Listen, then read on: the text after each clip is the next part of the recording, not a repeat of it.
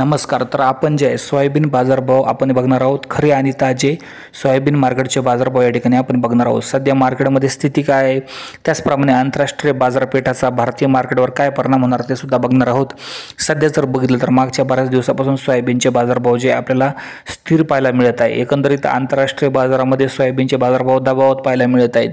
मोठ्या प्रमाणात जर बघितलं तर बाजारभाव सुधारताना दिसत नाही. बाजारभाव सरासरी जे आपल्याला 3,900 पासून 4,300 रुपयापर्यंत पाहायला मिळत आहे. एका अर्ध्या वकलाला 4,500 रुपयापर्यंत बाजारभाव आहे. याच्या पुढे काय बाजारभाव जाताना दिसत नाही.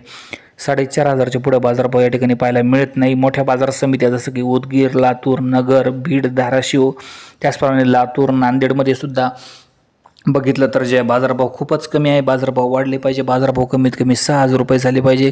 सोयाबीन उत्पादक शेतकऱ्यांना सक्षम बनवायचं असेल तर बाजारभाव 6,000 करणे अत्यंत गरजेचे आहे. तर शेतकरी मित्रांना या ठिकाणी परवडेल. व्हिडिओ आवडल्यास लाईक, शेअर आणि सबस्क्राईब करा. धन्यवाद सर्वांचे व्हिडिओ बघितल्याबद्दल.